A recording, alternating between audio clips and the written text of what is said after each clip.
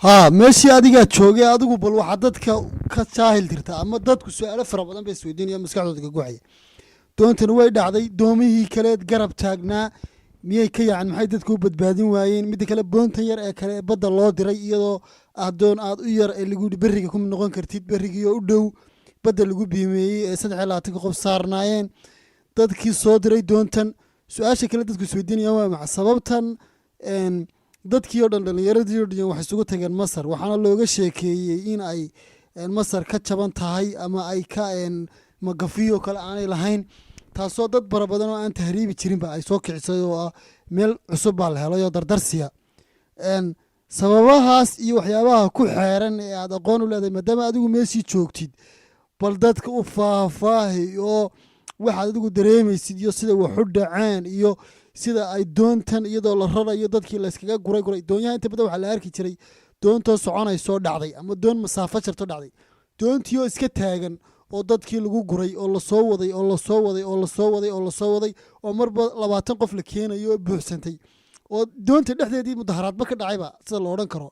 markii dambana dadkii la iskaga tagay xitaa iyadoo doonyihii badnaa ee soo guray ay taagnaayeen tii yarayd ee badbaaday dadku saarnaayeenna lagu qasbay in ama la toogan doono haddii beriga ku noqdaan ama ay sidaa badda ku xulaan oo siday sheegeen lagu yidhi ma noqon kartaan sidaa ku gala qasab ku gala doon yaro bila saacada lagu talagalay inaanay masaafada badan jirin oo tan gacan yara u ahayd bal waxaasoo dhan ka dadka ka jaahir dadku aad iyo aad bay waxaasoo dhan isweydiinayaan inta badan warbaahintu kamay hadlin bal aad iyo aad waxaas ugu tafadir dadku Al-Jazeera News ha ka helaan xogtan muhiimka ah siday sheekadu u dhacday haddaan dib idinku yaro noqdo waxa weeyaan meel aan Iskandariya meel la yiraahdo bahalu ka baxaan doonyahani marka meel xeebta ka yara go'an oo waxoogaa u jirta ayay doon weynisi soo taagtaa halkaas loogu geeyaa dadka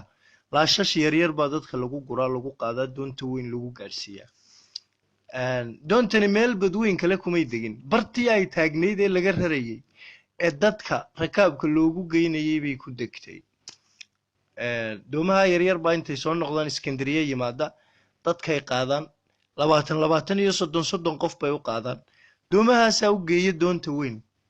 marka bartii lagu rarayay iyadoo taagan bay degtay sababtuna sidan horeba idinku soo sheegay waxay ahayd tira ama number ka badan numberkii loogu talagalay baa la saaray sidii loogu waday ee loo saarayay dadkii loogu gurayay laba qalbac bay u kala dhacday inankaan hadeerta idin sheegayay Greegu jooga maanta la xidhiidhay waan la hadlay si wacan baan u wareystay wuxuu ugu yiri anu waxaan ahaa dadkii markii ugu dambeysay meesha la geeyay laashkii yaraa ee nagu wareejin lahaa kamaan soo degin buu yiri sababtan u badbaadayna sababtaas ahayd deeman u dhimanaynin oo tiisina may dhamaanin marka waxa meesha ka dhacay oo dhan dushan ka daawanayay buu doontii anigoo arko oo ay laba qalbac u kala jabtay oo ay sii degaysaa haddana dhalinyarada iyo dadka inta khasab laashashka lagaga soo dejiyo lagu gurayayo nimankii masaarida ah ay ku gurayeen buu kuleeyahay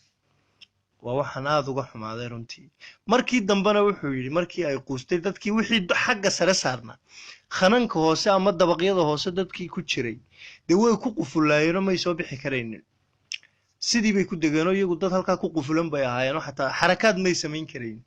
wixii dusha sare saarna dabaqa sare way soo daateen oo iska soo tuureen markay doonidii degtay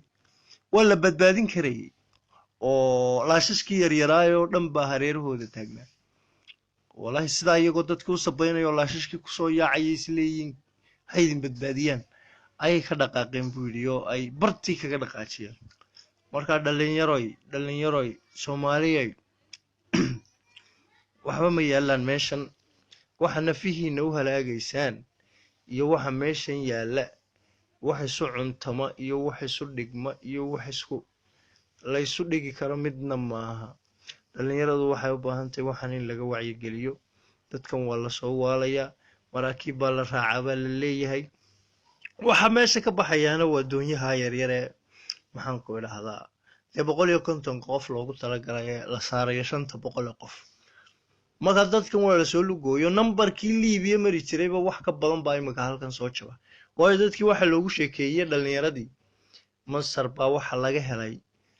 safar safe oo maraakiib baa la raacaya waxba dadkii loogu sheekeeyay magaalada Qaahire Soomaali bay halka la taagantay la ciirciiraysa sababtuna waxa weeyaan dadka waxay ku soo beegmeen meeshii baddii oo yara xidhan bilihii qaboobaha oo ay bad xidhan jiray oo meeshii xidhantoonay cidiba ka baxaynin iyo dadkiioo si qayral caadiya ugu soo qulqulayay meeshaas kusoo beegmeen dabeetana wallaahi waad yaabaysaa iminka saaracyada xaafadaha soomaalidu degto weligeed may gaadhin baa lagu odhanayaa soomaali intaa la eego qaahara isugu timaada lama arag waxaan ka naxaa waxyaabaha markaan dib u eego kuwaas way dhinteenoo dee wixii ilaahay xaggooda ay ku lahaayeen unbuu qof waliba la kulmayaa qadar bay ahayd wax kastaabana qadar ilaahay bay ku yimaadaan waxaa jira 500 maxaa 500 kumanaan malaayiin Soomaaliyeed oo jooga qaahira oo aan wax kale u joogin doonayeen inay iyaguna berri halka galaan caawada waxa la sheegay inay qaar baxayeen xalay qaar baa baxayay habeen hore qaar baa baxayay oo musiibo dadkii Soomaaliyeed waxay noqdeen dad aan wax allaala waxay ku cibra qaadanayaan aanay jirin wala maranayaa haddana waa lagu sii daadanayaa dadkan la wacyi geliyo oo wax loo sheego oo in maxaan ku raahday wacyi gelin la sameeyo xaqiiqada meeshan taala loo bayaamiyo oo waxa Yurub kaga horeeya loo bayaamiyo oo mushkiladda ay galayaan iyo waxay ka horeeyaan iyo waxay wajahayaan la taabsiyo oo la tuso oo la wacyi geliyo waxaan dhalinyaro u badan yihiin